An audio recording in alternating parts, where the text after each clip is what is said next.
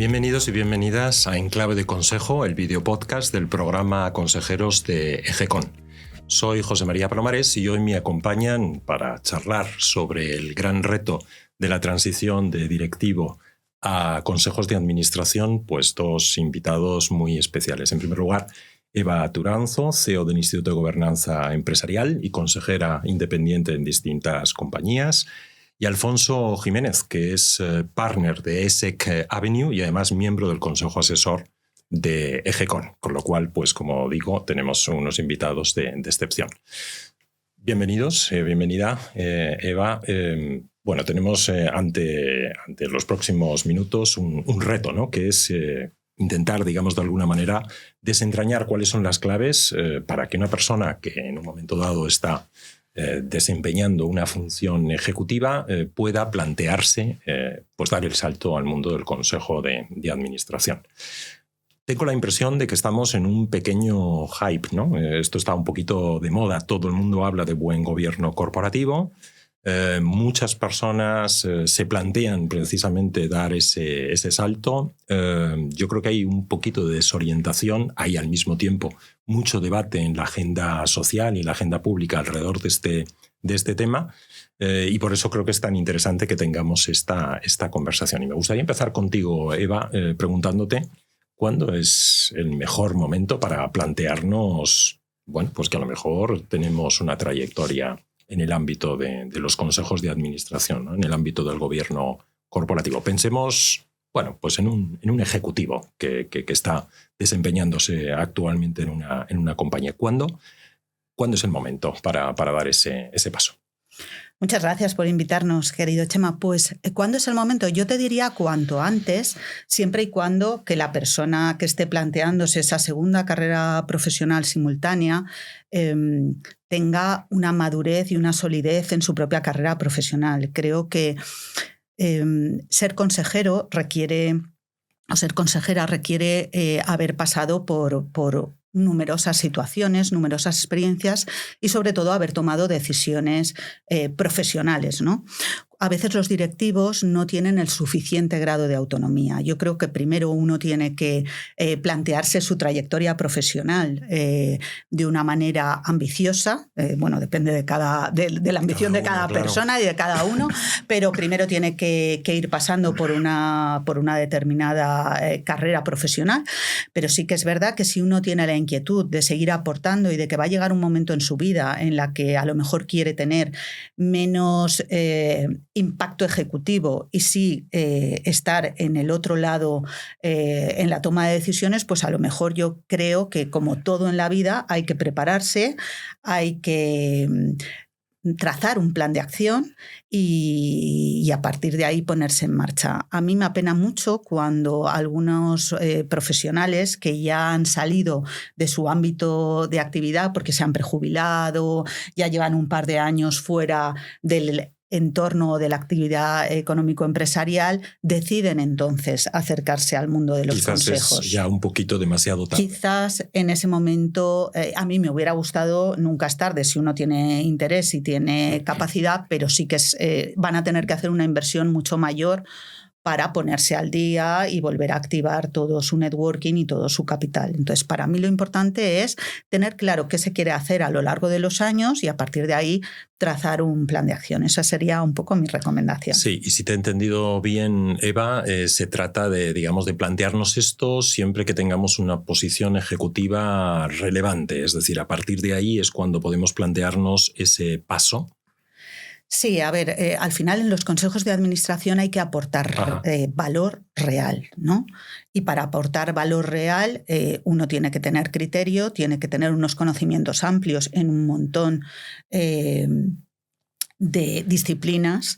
Esas disciplinas, si las ha vivido en la práctica, muchísimo mejor y tiene que estar preparado para ello. Entonces tiene que haberse enfrentado a situaciones complicadas y haber tomado decisiones y tener mucho sentido común y tener una amplia preparación, ¿no? Nos gusta decir que hoy en día un miembro del consejo tiene que ser una persona un poco renacentista, ¿no? Tiene que tener o tiene que saber de la parte geopolítica, de la parte económica administrativa, tiene que saber algo de fiscalidad, tiene que saber saber de ciberseguridad, de tecnologías, de sostenibilidad, de tantísimas disciplinas. No es que tengas que ser un experto en cada una de ellas, obviamente cada uno tiene su trayectoria y tiene su expertise en un ámbito concreto, pero tienes obviamente que tener un conocimiento básico suficiente y elevado para poder sentarte y poder analizar con detalle, poder proponer y poder preguntar, claro, de una determinada manera. Tener criterio, ¿no? Digamos, de alguna manera es consustancial con el bagaje y la experiencia que ya has tenido.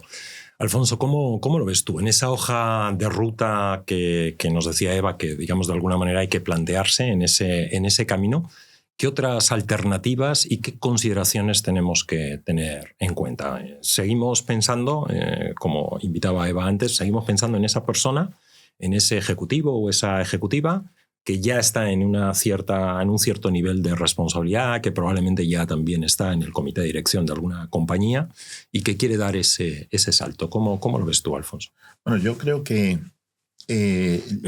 cuanto antes hay que estar en los órganos de gobierno, y el primer sitio donde un directivo puede participar en órganos de gobierno es en su propia compañía. Claro.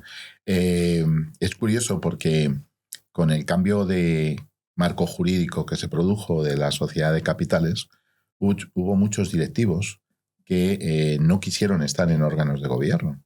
Incluso algunos estaban como vocales de sus compañías y quisieron salirse para no asumir responsabilidades, ¿no? Por tanto, yo creo que la primera posibilidad de acercamiento al mundo del consejo debería de ser en tu propia compañía, en sus filiales, en sus participadas, ¿no? Porque ya tienes ahí la experiencia de la toma de decisiones al más alto nivel, ¿no? Incluso, claro. Perdona Alfonso, no sé cómo lo ves tú, pero ahora escuchándote pensaba, incluso antes de llegar a formar parte de esos órganos de gobierno de esas compañías, exponerte a esos órganos de gobierno, ¿no? Como parte del aprendizaje, ¿no? Y sí, para entender verdaderamente cómo funciona primero, exponerte a ellos, lógicamente, si tienes reportar a esos órganos, y segundo, si tienes la oportunidad de formar parte de ellos, no rechazarlo, ¿no? Y formar parte de ellos en tu propia compañía, en sus filiales, en sus participadas, ¿no? Segundo, yo creo que un directivo que tenga una directiva que tenga un mínimo de ambición sana,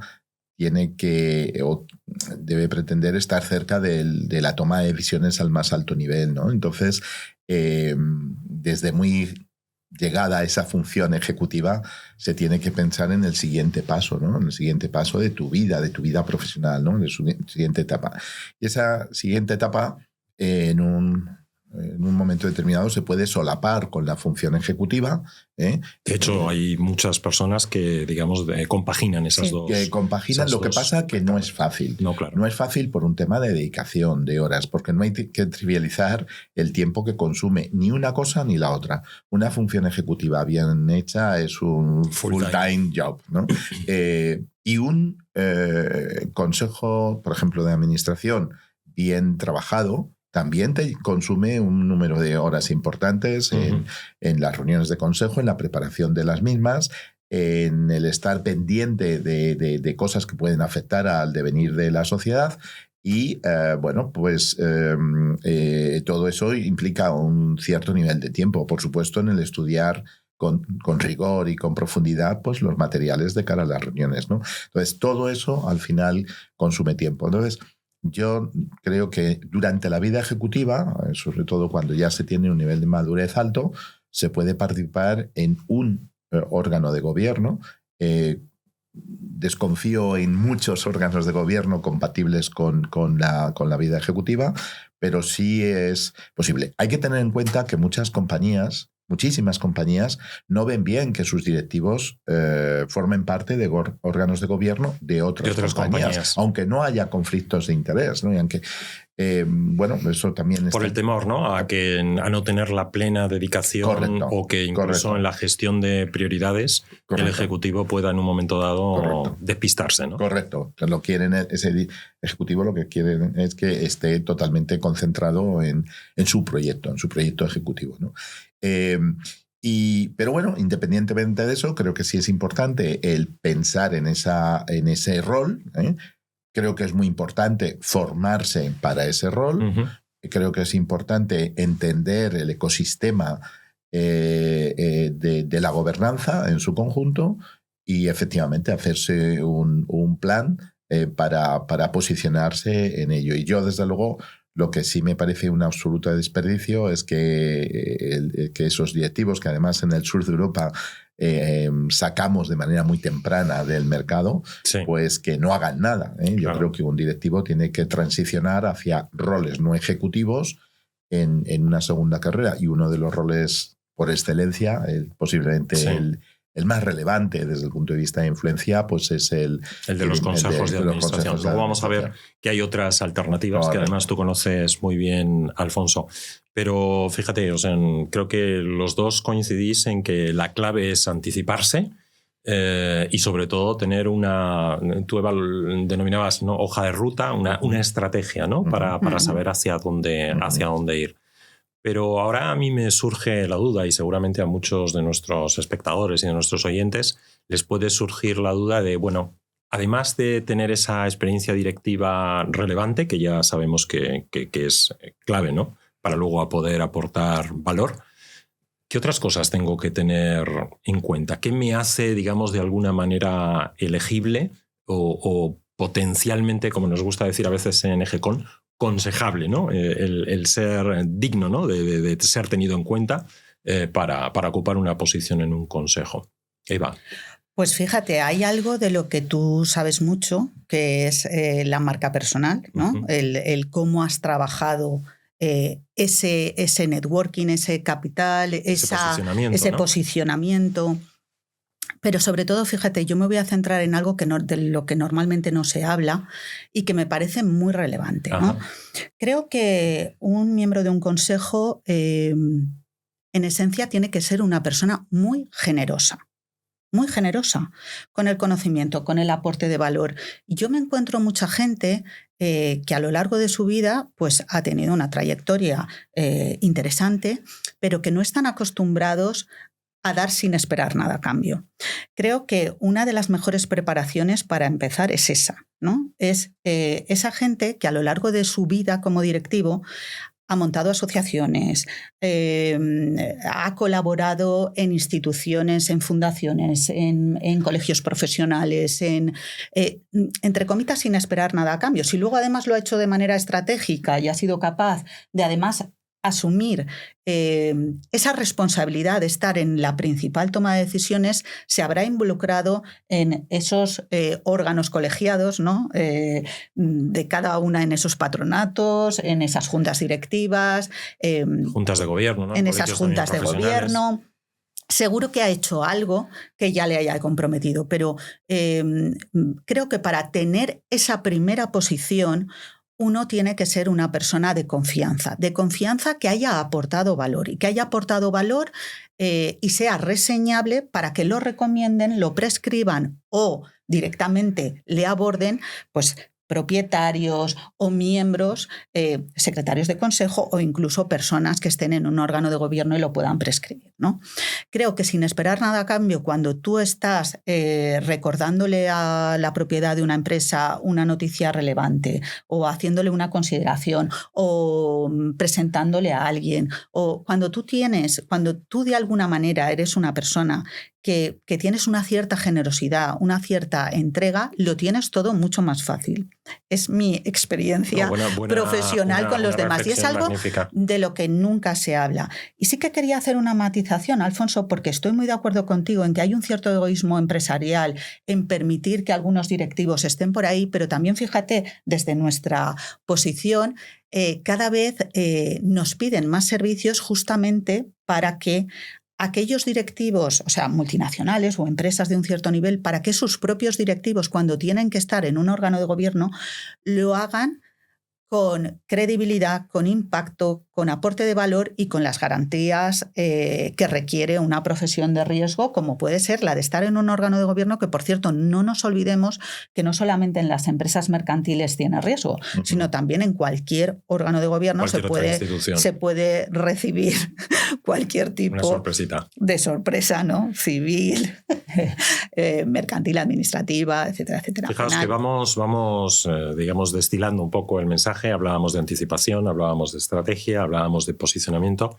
Nos abrías la puerta, Eva, a todo un abanico de posibilidades digamos, casi en la vida social y de compromiso, ¿no? del Ejecutivo, que en un momento dado pues puede montar, lo que tú decías, una asociación de antiguos alumnos en la Escuela de Negocios o en la universidad donde ha trabajado, o colaborar con fundaciones o colaborar con todo tipo de iniciativas, donde puede ser efectivamente un primer paso, ¿no? Para entender de qué va esto del gobierno corporativo y qué tipo de responsabilidades asumimos.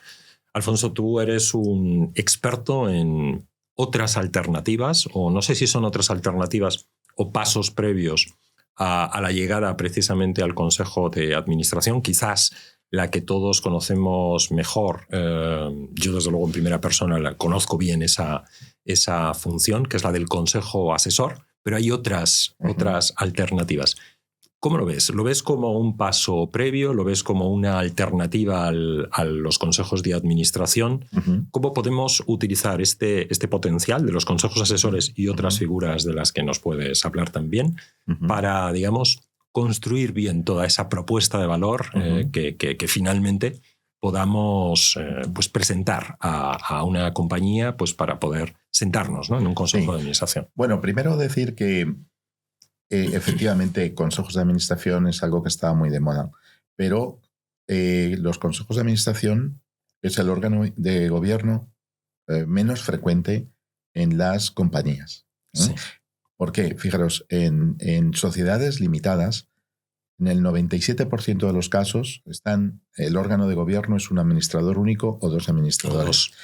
Es decir, estamos hablando de consejo de administración absolutamente minoritario. En sociedades anónimas pensaríamos que estaríamos como el primer tipo de órgano de gobierno, y tampoco es así. Estamos hablando del 37% de sociedades anónimas, ¿no? ¿Esto qué significa? Significa que la mayor parte de compañías en nuestro país, la mayoría, no tienen un consejo de administración. Es un órgano, entre comillas, que le dedicamos mucho tiempo, mucha atención, pero es, entre comillas, residual, ¿no?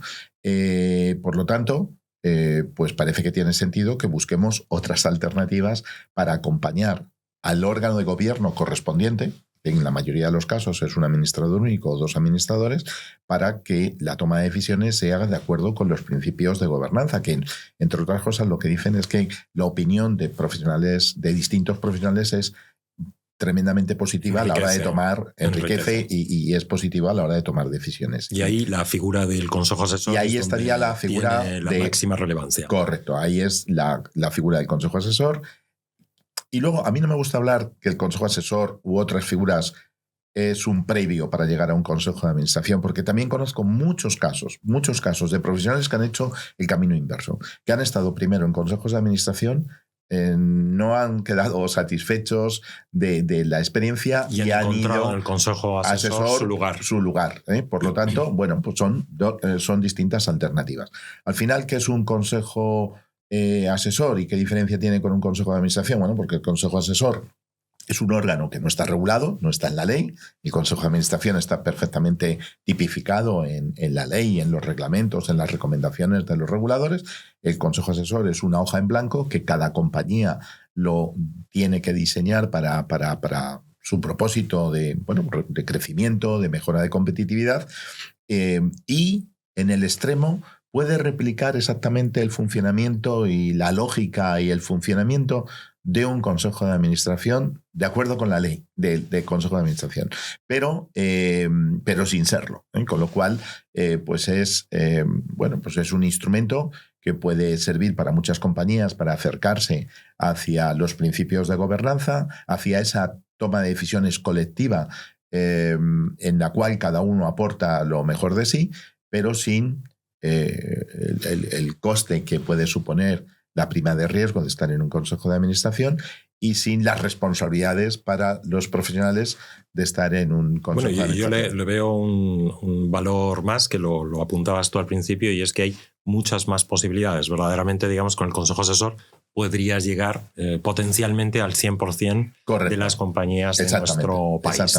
Cosa distinta es que haya muchas empresas que opten por este. Correcto. Por este Incluso debo decir, cuando he dado esos datos de los consejos de administración, eso no significa que en esos consejos de administración haya consejeros independientes. Es decir, que el número de posiciones, de roles de consejero independiente es todavía menor, porque muchos consejos de administración en muchas sociedades no cotizadas no cuentan con consejeros independientes. Es decir, hay otras que sí, pero la figura... ¿Qué es el camino o el espacio natural para ese ejecutivo que, digamos, de alguna manera sí, puede esperar dar ese Es el paso? más natural, no es el único, porque también se puede acceder como consejero dominical de alguna propiedad, ¿no? Por ejemplo, el ecosistema de fondos, el private equity, pues se acompaña muchas veces por parte de los socios de la propia gestora en sus participadas con consejeros dominicales puestos por la propiedad, que son muchas veces los propios socios de la gestora, pero que se suelen acompañar también de profesionales externos que de alguna manera representan también sus intereses con conocimiento profundo de un determinado sector, de una determinada industria. Que, digamos, de alguna manera complementan, ¿no?, las capacidades en términos de expertise y de conocimiento. Eso es, de los socios de la consola. Pero quiero decir que también se puede ser consejero dominical en representación de la propiedad en algún caso. Es decir, que no solamente la única salida que tiene un profesional, un ejecutivo independiente de cara a sus primeros consejos o sus futuros consejos, no solamente es ser consejero independiente, también existe la opción de ser consejero dominical. Sí. De hecho, yo lo soy. En una compañía soy consejera independiente y en la otra soy consejera dominical porque estoy designada por la propiedad. Por la propiedad, sí. Entendido. Tenemos, por tanto, digamos, la alternativa. No solo tenemos el único camino del Consejo de Administración, existe la figura del Consejo Asesor, que en principio, digamos, nos permitiría llegar a un mayor número de compañías. Esa es una opción. Hay otras figuras, pero creo que sigue estando encima de la mesa la gran pregunta ¿pero verdaderamente yo tengo alguna oportunidad, alguna posibilidad de poder llegar al Consejo de Administración o al Consejo Asesor, más allá de mi experiencia previa como ejecutivo, más allá de que me haya planteado con anticipación una estrategia, más allá de que yo trabaje mi posicionamiento? ¿Qué buscan las compañías? ¿Qué perfiles son los que se buscan para que, digamos, de alguna manera alguien pueda decir, oye, merece la pena que yo me embarque en este camino? Porque en el fondo, tú nos lo explicabas antes muy bien, Eva, este es un camino de largo recorrido y de largo plazo. ¿Merece la pena que me embarque en esta historia? O a lo mejor resulta que no tengo las condiciones o las características de lo que luego busca el mercado.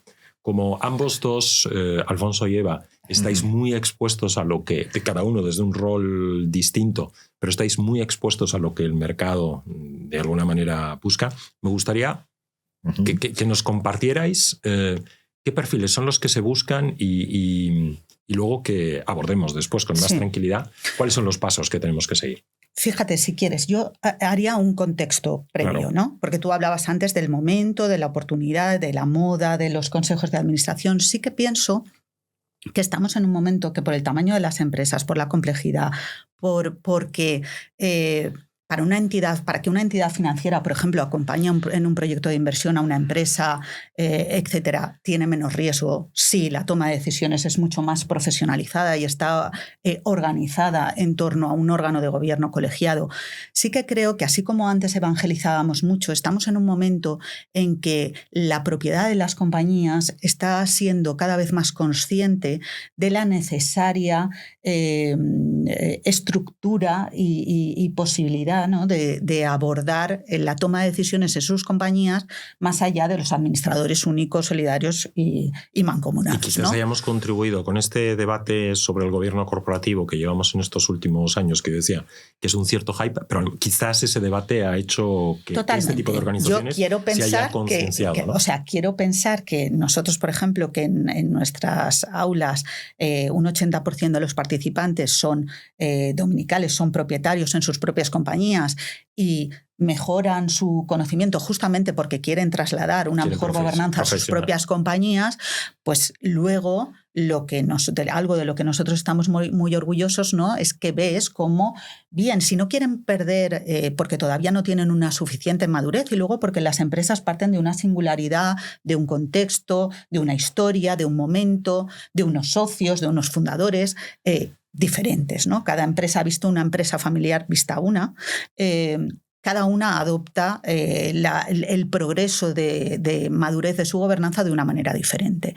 Pero sí que tienen muchas oportunidades de hacerlo a través de los consejos asesores sin perder ese poder en la toma de decisiones, ¿no? Y es una forma de empezar a experimentar, ¿no?, lo que puede ser un órgano de gobierno mucho más profesionalizado, a conocer a posibles consejeros independientes de una determinada forma. Es verdad que corremos el riesgo de que se haga mal y de que cuando las cosas se hacen mal, pues se prostituyen conceptos y entonces se pervierte la bondad de justamente esto. Por eso esa consideración y esa llamada a que pues a todos los que nos escuchen, primero prepárense y que no necesariamente por tener una experiencia sólida o de muchos años se hacen. Eso es una condición sine qua non de que las cosas se están haciendo bien. Todos conocemos muchos consejeros que a lo largo de su trayectoria han estado ocupando puestos, pero no han asumido o no han tenido las mejores prácticas de gobernanza en su haber, ¿no? Entonces sí que considero que es muy conveniente prepararse. Y es verdad que estamos en un buen momento y que ¿qué buscan las empresas? Pues fundamentalmente las empresas tienen retos estratégicos muy importantes y necesitan completar ese portfolio o esa matriz de competencias que tienen con sus ejecutivos, sus dominicales, teniendo un buen análisis de qué es lo que yo tengo y teniendo claro qué retos tengo que abordar, tengo claro qué talento debería incorporar al Consejo. Obviamente, aquí los headhunters y las entidades que nos dedicamos a la gobernanza podemos ayudar o podemos acompasar a que hagan la reflexión necesaria para que en esa búsqueda de consejeros perfilen correctamente y sobre todo atiendan a una terna de candidaturas que sean interesantes para los retos próximos que tienen, que no necesariamente los perfiles tienen que ser siempre los mismos. No sé si opinas igual, Alfonso. Sí. Yo lo que creo es que un buen candidato o candidata a un órgano de gobierno tiene que ser un buen directivo, tiene que haberse preocupado por su actualización permanente, porque lo que tiene que compartir generosamente es sus conocimientos, su experiencia, su propia marca, sus relaciones, sus redes de relaciones. Y esos activos que tiene que compartir con un proyecto a través de la toma de decisiones en un órgano de gobierno, pues tienen que ser de valor. Y eso no es fácil porque hay una tendencia a acomodarnos, ¿no? Oye, ahora viene el tema de la IA, pues vaya rollo, eso ya me llega tarde, pues no voy a estudiar. Bueno, pues el estudiar, el aplicar, el tener curiosidad intelectual por aquello que te rodea, el estar a la última. Hay que hacer un esfuerzo significativo porque estamos en un mundo con muchísimo cambio, con muchísima transformación, con muchísimos inputs que tenemos que asimilar, que los tenemos que filtrar. Eso genera pozo y lo tenemos que proyectar hacia afuera, ¿no? Entonces, al final, un buen consejero normalmente ha sido un buen profesional, un buen directivo. Por lo tanto, el principal esfuerzo que se tiene que hacer dentro de ese to-do es el ser un buen directivo, ¿no? El estar abierto a escuchar lo que ocurre fuera en el mercado, aplicar lo que puedas, ¿no? Y yo lo que también diría es que dentro de todo hay un punto de inflexión.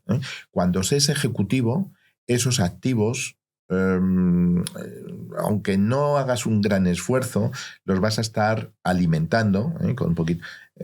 Aunque solo sea con la práctica diaria, ¿no? Porque exactamente. El propio contexto te obliga a tener alimenta. Que estar ahí. Claro. El día que se deja la función ejecutiva, hay que hacer un esfuerzo consciente, importante, de actualización de esos 4 activos. Hay que aprender cosas porque ya no te vienen a contar, tienes que buscar tú el conocimiento.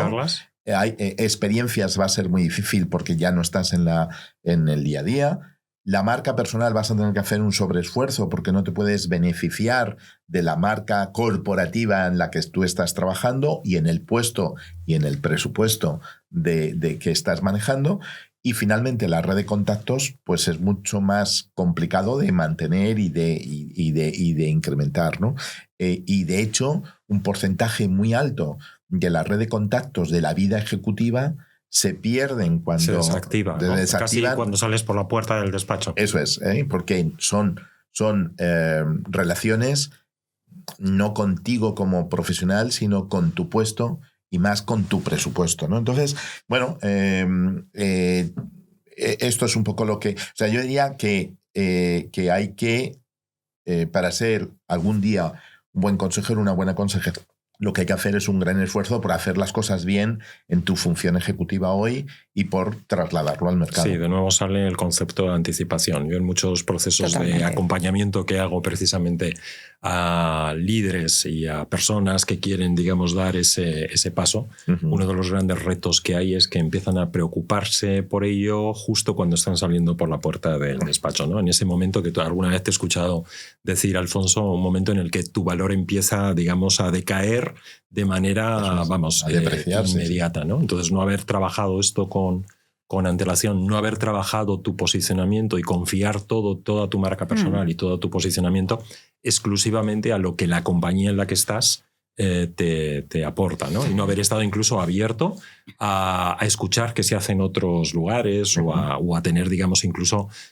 interacción con colectivos o con otras compañías. Es que hay muchísimo directivo encerrado en la cueva. Bueno, es que es algo que vemos todos los días. Pero es que probablemente ese directivo difícilmente va a poder ser un consejero. También hay que ser consciente de para quién son los consejos de administración. Pues este es un punto, Eva, que me gustaría que aclarásemos, porque yo creo que el gran reto que tenemos precisamente en este ámbito es gestionar bien las expectativas. A ver, yo creo que cada uno tiene que hacer un examen de conciencia de su propia carrera y porque también es cierto que me equivocaría si dijera que hay que tener que hay que realmente empresas. Yo creo que hay empresas para todo el mundo, porque España es muy rica, tenemos muchísimo tejido empresarial, tenemos una gran oportunidad de profesionalizar la toma de decisiones de ese tejido empresarial y creo que hay una gran oportunidad de no desperdiciar ese talento que realmente puede aportar mucho a empresas más pequeñas, empresas con grandes retos encima de la mesa y que esos directivos pueden hacer mucho por ella. Pero es verdad que yo creo que hay que hacer un examen de reflexión. Cada directivo debería hacer un buen análisis de en qué es fuerte, en qué es débil, qué tiene que completar, ¿no? Porque si hemos dicho que hay que conocer y hay que tener unos determinados conocimientos, pues hay que tener unos determinados conocimientos y tú tienes que trabajarlo. Pero además tienes que soñar dónde te gustaría llegar y a partir de ahí trazar un plan de acción de pasito a pasito, sin prisa pero sin pausa, de cómo llegarías a poder estar en aquella empresa, en aquel segmento, en aquel sector, en ese tipo de compañía que a ti te llama mucho, bien por tus hobbies, por tus aficiones, por tu trabajo previo, por mil cosas. Porque te conecta directamente con tu propósito. Has tenido que trabajar, has tenido que trazar oye, ¿y cómo me voy a conectar con el sector alimentario? Pues puedo entrar en un clúster, puedo estar aquí, puedo estar allá, puedo estar en una startup que esté trabajando en temas de este sector, etcétera, etcétera. Tú tienes que trazar de poquito cómo vas a poder llegar hasta ahí, ¿no? Y luego tienes que activar ese networking, pero también con generosidad, ¿no? A todos nos gusta sentirnos útiles, sentirnos importantes cuando alguien nos pide ayuda, nos pide consejo, nos pide cualquier cosa. Y también uno tiene que saber cómo tiene que mostrarse a los demás cuando quiere cambiar su proyecto personal, ¿no? Uh-huh. Y por supuesto no confundir la tarjeta que tenías con lo que tú eres, ¿no? Totalmente. Que eso es algo que a veces pues da un poco de pena a los profesionales, que a veces recibimos a personas pues que los encuentras con un bajo nivel en un momento determinado porque de repente se encuentran como sin saber muy bien qué es lo que quiere hacer, ¿no? Desnudos porque, digamos, ya no tienen esa tarjeta, pues antes, y no han hecho ese proceso de reflexión previa, ¿no? De autoconocimiento, y de contrastar mi potencial con lo que... Claro, pero ese proceso, yo lo que diría es que todo el mundo lo debe hacer en cualquier momento de su etapa profesional. No esperar a tener la madurez suficiente o a sentirte en lo más alto de tu sin nada de humildad, de tu progresión profesional sin haber hecho ese análisis. Creo que el análisis es necesario, que todos hagamos esas reflexiones o tengamos esos pequeños momentos para analizar, oye, ¿qué puedo hacer yo mejor? ¿En qué puedo mejorar? ¿Dónde están mis deseos? O dónde a mí me gustaría poder aportar y cómo me tengo que preparar para ello y cómo me tengo que relacionar para eso. Esa hoja de ruta, desde luego, incluye, bueno, lo hemos dicho por activa y por pasiva, ¿no? Esa preparación, esa formación en el ámbito del gobierno corporativo, porque hay unos conocimientos, hay unas responsabilidades y hay unos criterios que hay que entrenar, que no se tienen, digamos, solo con la experiencia ejecutiva. Sí, pero esto que parece muy obvio, mi experiencia es que no se hace. No, es decir, precisamente lo remarcaba por eso, porque tengo esa impresión. Y da pereza escribirlo. Sí, y efectivamente, bueno, es que es trabajo, claro. Y revisitar esos documentos. Mira, yo creo que el momento en el cual las personas se cuestionan, oye, ¿qué hago ahora? Es el día después. Es decir, y a veces incluso 2 años más tarde. 2 años más tarde. Con lo cual ahí ya es demasiado tarde muchas veces. Sí, es muy complicado. Entonces, la importancia que tiene la preparación o el tener el plan B pensado es que el día más valioso de tu vida profesional, de lo que te queda de vida profesional, es el día de más uno. Hoy, ¿no? Es decir, cada día empezamos a depreciar. Entonces, claro, por eso es muy importante anticiparnos. Y eso choca con lo que habitualmente se hace. Muchas veces el directivo no ha pensado en el día después, piensa que la vida ejecutiva es eterna y no lo es así, y el día después pues lo que quiere es tomarse un periodo sabático y pasan unos meses y cuando quiere empezar a hacer algo empieza a tomarse cafés, ahí descubre que gran parte de tu red de contactos ha desaparecido, ahí es un elemento negativo que te afecta a la autoestima, etcétera. Y es una especie como de círculo vicioso que no te ayuda a construir. Bien, a mí me ha quedado claro que hay que anticiparse, que hay que tener estrategia, posicionamiento, una hoja de ruta, que hay que formarse. Tú antes decías una cosa, Alfonso, y estoy muy de acuerdo, ¿no? Que tienes que acostumbrarte, ¿no? a exponerte y a aprender y a estar al cabo de la calle, ¿no? de lo que está ocurriendo.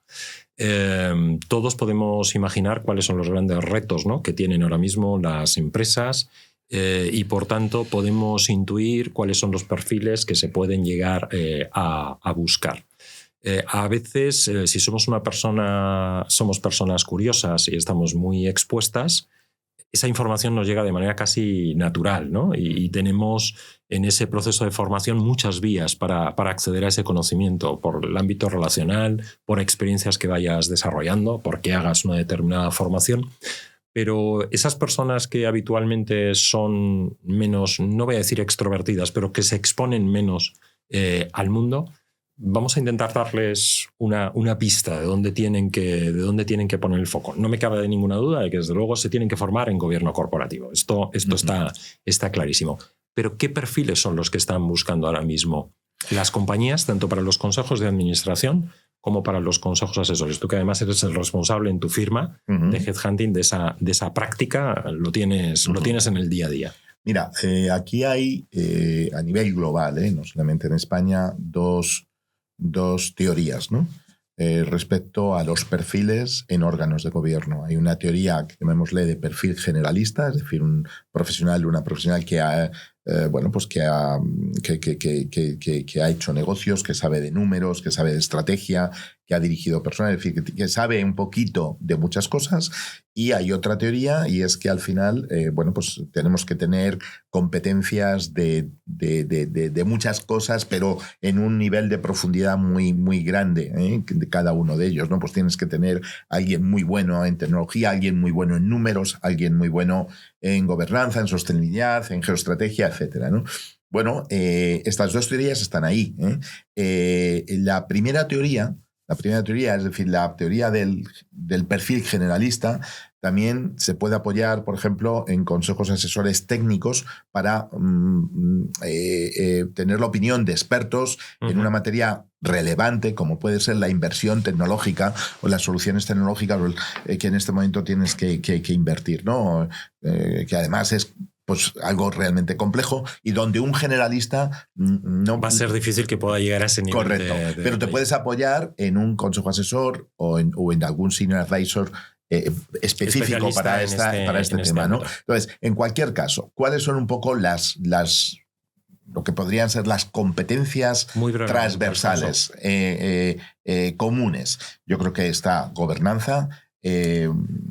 Aquí podríamos decir también, o extenderlo, pues todo lo que es el marco jurídico mercantil que afecta a la gobernanza de una compañía, finanzas, por supuesto, negocio, mercados internacionales. A mí esos me parece que son un poco elementos que deberían ser comunes y transversales. Y luego hay algunos ámbitos más de especialización que tienen que ver hoy pues, con la tecnología.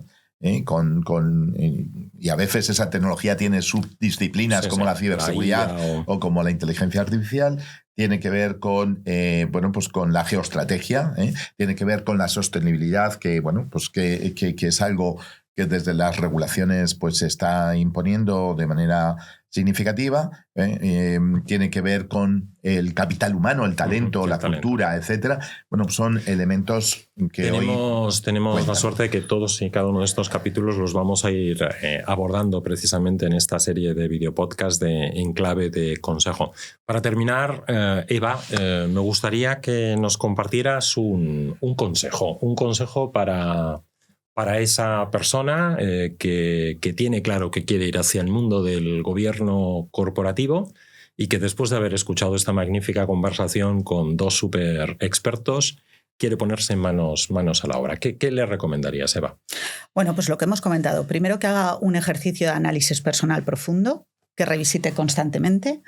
Después, que elija un buen entorno donde prepararse, donde tenga una relación potente con la propiedad y con aquellos que van a poder facilitarle un acceso más sencillo a sus primeras posiciones, que sea muy generoso con el aporte de valor en todos los sentidos, porque que sea muy curioso, que esté muy preparado, y luego que piense que hay una gran oportunidad en estos momentos en España. Da igual, a mí a veces los hombres me dicen, bueno, pero es que para los hombres ya no hay oportunidades. Claro que hay oportunidades, porque hay empresas familiares lideradas por mujeres donde en el consejo lo que necesitan es equilibrar a la inversa. Entonces hay oportunidades para todos los perfiles. Es verdad que hay empresas cotizadas que tienen perfiles de abogados del Estado, de ingenieros de caminos, canales y puertos, etcétera, pero la diversidad requerida es muy importante.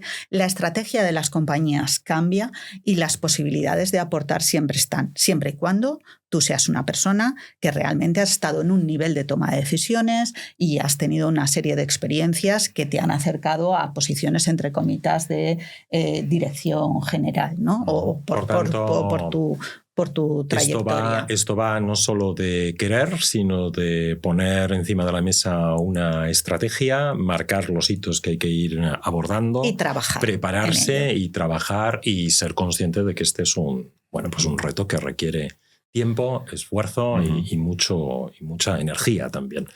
Pues hasta aquí ha llegado este capítulo de En Clave de Consejo. Ha sido un placer teneros con nosotros. Alfonso, Eva, hemos aprendido mucho de vuestra experiencia y estoy seguro de que nuestros oyentes y nuestros espectadores, pues después de haber escuchado este capítulo, pues tienen ya un poquito más claro hacia dónde tenemos que ir.